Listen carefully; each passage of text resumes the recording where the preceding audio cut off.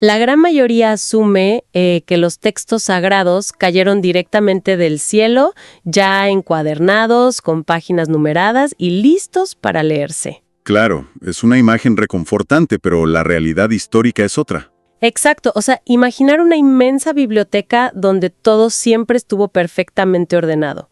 Pero la historia real esconde un laberinto de debates, exclusiones sorprendentes y decisiones, pues, muy humanas. Decisiones sobre qué pergaminos eran divinos y cuáles debían arder. Sí, y cuando hablamos de la formación del canon bíblico, hablamos de una de las batallas intelectuales y políticas más complejas de la civilización.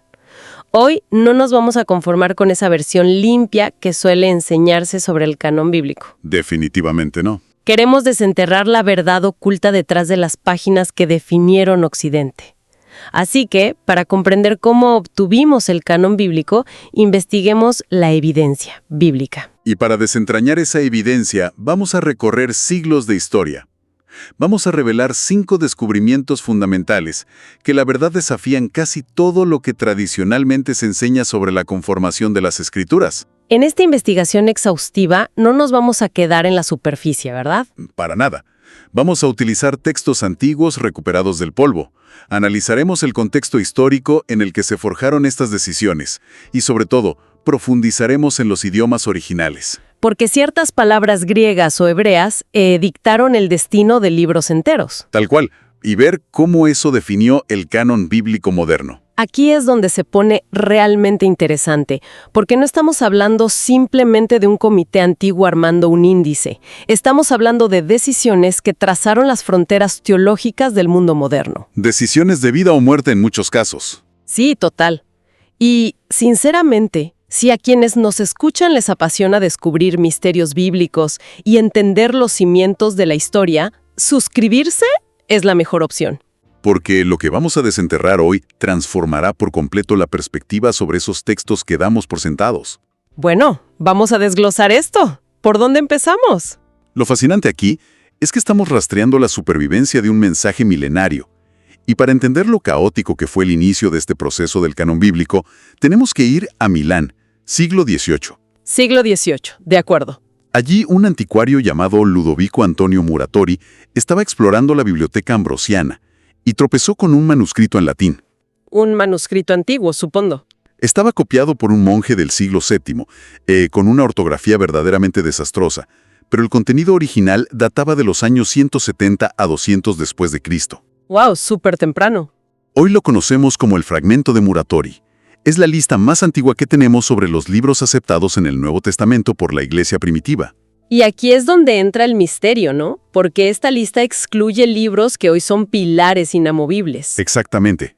La epístola a los Hebreos y la epístola de Santiago, por ejemplo, no están, pero sí incluye textos que hoy nos parecen extrañísimos, como el Apocalipsis de Pedro. Espera un momento, estoy tratando de procesar esto.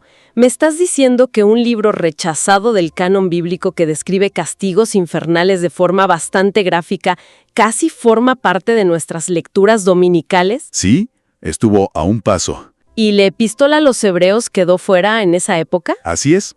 Y la razón de esta inmensa inestabilidad temprana radica en un término clave que usaba la Iglesia primitiva: la apostolicidad. Apostolicidad. O sea, que viniera de un apóstol.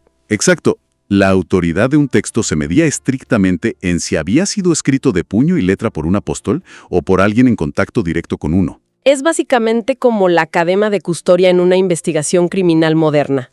O la marca de verificación azul en una cuenta oficial de redes sociales, tal cual. Si no puedes rastrear el documento directamente hasta la fuente original, pierde credibilidad para el canon bíblico. Entonces, la falta de una firma clara en Hebreos fue lo que los detuvo. Correcto. Hebreos es magistral teológicamente, pero es anónimo. ¿Nadie sabía con certeza quién le escribió? Claro, no tenía la palomita azul. Mientras que el Apocalipsis de Pedro llevaba el nombre de un apóstol de alto rango. Eso le daba un pase directo, al menos inicialmente. Tenemos que mirar el misterio numérico del Antiguo Testamento. Uy, ahí la matemática se vuelve un campo de batalla. Totalmente. Dejando a un lado a Muratori, hay una discrepancia que confunde a cualquier persona que compare ediciones modernas del canon bíblico. Sí, las Biblias católicas tienen 73 libros y las protestantes 66. Y para resolver este enigma, no podemos mirar a los reformadores del siglo XVI directamente, ¿verdad? No, tenemos que retroceder hasta Alejandría en Egipto, unos 200 años antes de Cristo. Y aquí introducimos dos términos vitales: el Tanaj, que es la compilación hebrea tradicional, y la Septuaginta, A menudo abreviada como LXX, que es la monumental traducción griega del Antiguo Testamento. La historia cuenta que 70 sabios judíos tradujeron las escrituras al griego para la población judía que ya no hablaba hebreo. Exacto.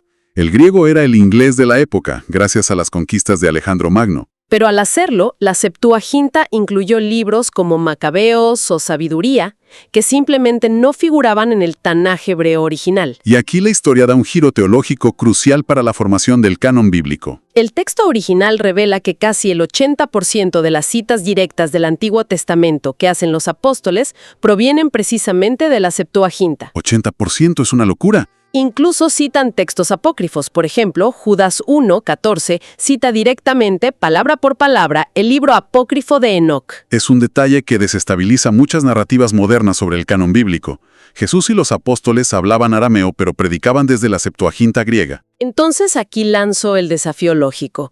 Si los mismos apóstoles usaban y validaban esta versión extendida, ¿por qué esos libros fueron arrancados siglos después? Por una búsqueda de la fuente más pura, digamos.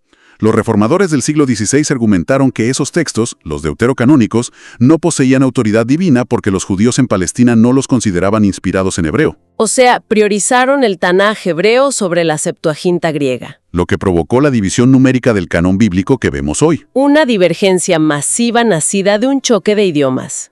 Ahora bien, si había tanto debate, la mente moderna asume que alguien con poder absoluto tuvo que dar un golpe en la mesa para imponer orden en el canon bíblico. Y eso nos lleva directamente a nuestra tercera parada, y probablemente la teoría de conspiración más famosa del cristianismo. El famoso mito del emperador Constantino. Así es. Es casi cultura general afirmar que el canon bíblico fue un invento político, que Constantino convocó el Concilio de Nicea en el año 325. Ajá, supuestamente para unificar el imperio. Y que allí, rodeado de obispos, decidió arbitrariamente qué evangelios aprobar y cuáles quemar. Es un guión perfecto para una película de misterio o un libro superventas. Pero choca contra una pared, ¿no? Choca de frente contra las actas históricas reales. Cuando analizamos los documentos de Nicea, queda cristalino que allí nunca se debatió ni se votó ninguna lista de libros sagrados. Nada. ¿Ni una mención rápida sobre qué evangelio incluir en el canon bíblico? Absolutamente nada. La agenda oficial se resume en un término teológico griego que no tiene nada que ver con libros. La palabra es homoousios. A ver, explícanos qué implica homoousios en este contexto. Significa consustancial o de la misma naturaleza. El imperio estaba al borde de una guerra civil teológica por la controversia arriana. Debatían si Jesucristo compartía la misma esencia divina que Dios Padre, o si era una creación subordinada. Ese era el fuego de Nicea. Exacto. La estructuración del canon bíblico ni siquiera estaba sobre la mesa de discusiones. Esto cambia todo. Me estás diciendo que la imagen de Constantino tachando textos con tinta roja para armar una Biblia imperial es una completa fabricación. Un mito histórico desprovisto de evidencia. Estoy realmente sorprendida. La primera lista oficial de los 27 libros del Nuevo Testamento apareció más de 40 años después, en la carta festal del obispo Atanasio en el año 367. Ok, esto arroja luz sobre la historia real, pero me genera una duda gigante. A ver, dime. Si no hubo censura política en Nicea, si Constantino no mandó confiscar pergaminos, ¿por qué diablos enterraron textos como el famoso Evangelio de Tomás? Esa es una gran pregunta, y para responderla nos vamos al desierto egipcio. En 1945, unos campesinos excavaban en Nag Hammadi buscando fertilizante. Y encontraron algo mucho más valioso. Una vasija de arcilla con una biblioteca entera de papilos, los llamados evangelios gnósticos o perdidos, que no entraron al canon bíblico. Como el Evangelio de Tomás, con sus 114 dichos crípticos de Jesús. Si no fue el imperio suprimiendo voces rebeldes, ¿por qué la Iglesia los consideró una amenaza tan letal que tuvieron que enterrarlos? Porque estos textos no eran solo opiniones alternativas, representaban una cosmología completamente incompatible. Y el término central aquí es la gnosis. Gnosis, que significa conocimiento secreto en griego, ¿cierto? Exacto. La teología gnóstica partía de una premisa radical. Creían que todo el mundo material, físico, era intrínsecamente malvado, un error cósmico de un Dios inferior. O sea, la materia es mala por definición. Sí, y por lo tanto negaban con asco que el Dios Supremo pudiera haberse encarnado en un cuerpo físico. Afirmaban que Cristo solo parecía tener un cuerpo, como un holograma. Claro, tiene sentido. Si el mundo material es malo, la encarnación es repulsiva para ellos. Pero esto destruye al cristianismo original. Lo aniquila por completo. Si la gnosis tiene razón, la Navidad no tiene sentido. La resurrección corporal, que es el núcleo del canon bíblico, queda anulada. Pablo dice claramente que el Verbo se hizo carne. Es un choque de trenes ineludible. Los gnósticos rechazaban la creación material del Génesis y decían que la salvación venía por adquirir esta gnosis, este conocimiento secreto. Así que no fueron marginados del canon bíblico por tácticas políticas, sino porque negaban los fundamentos históricos más básicos que predicaron los apóstoles. Eran ecosistemas incompatibles. Exactamente, una cuestión de coherencia interna. Y hablando de coherencia, llegamos a un traductor irascible que casi altera la historia 1000 años antes de Lutero. San Jerónimo, a finales del siglo IV. Así es. El Papa Dámaso le encomendó traducir las escrituras al latín, la Vulgata. Jerónimo se mudó a Belén, estudió hebreo y desarrolló una fijación con un concepto metodológico estricto. El término es la hebraica veritas, o la verdad hebrea. Exacto. Jerónimo concluyó que solo los textos que existían en hebreo original debían tener máxima autoridad en el canon bíblico. Esto es lo que la mayoría pasa por alto. Jerónimo, usando sus conocimientos lingüísticos, quería relegar libros de la Septuaginta griega como Tobías o los Macabeos a una categoría inferior. No los odiaba, pero decía que no tenían autoridad dogmática.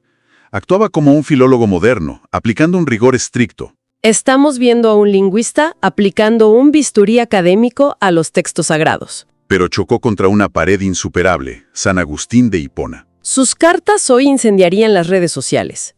Tardaban meses en cruzar el Mediterráneo y generaban escándalos. Agustín no era experto en hebreo, pero argumentó algo teológicamente devastador contra Esebra y Cabéritas, que fue el uso continuo y la tradición comunitaria. O sea, argumentaba que si las iglesias cristianas habían estado leyendo la Septuaginta durante más de 3 siglos, el Espíritu Santo ya había validado esos textos. Mediante la práctica sostenida del pueblo, exacto.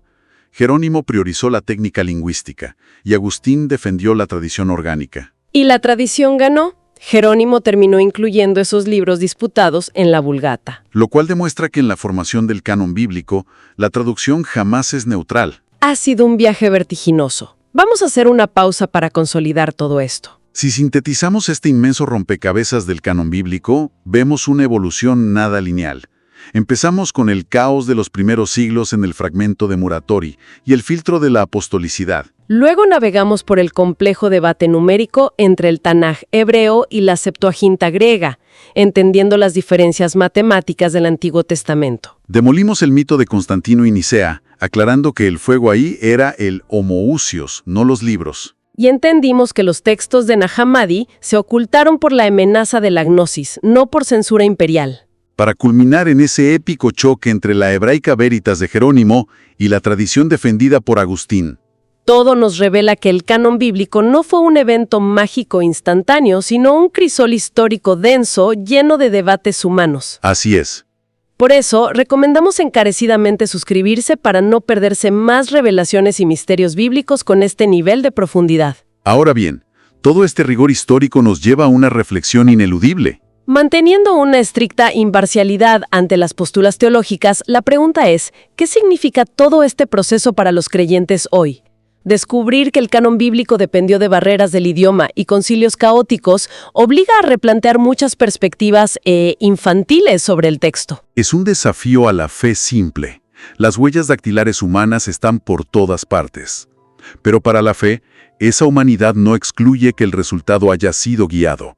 Obliga a reconciliar el escrutinio histórico más crítico con la asombrosa preservación de un mensaje central inalterado a través de milenios.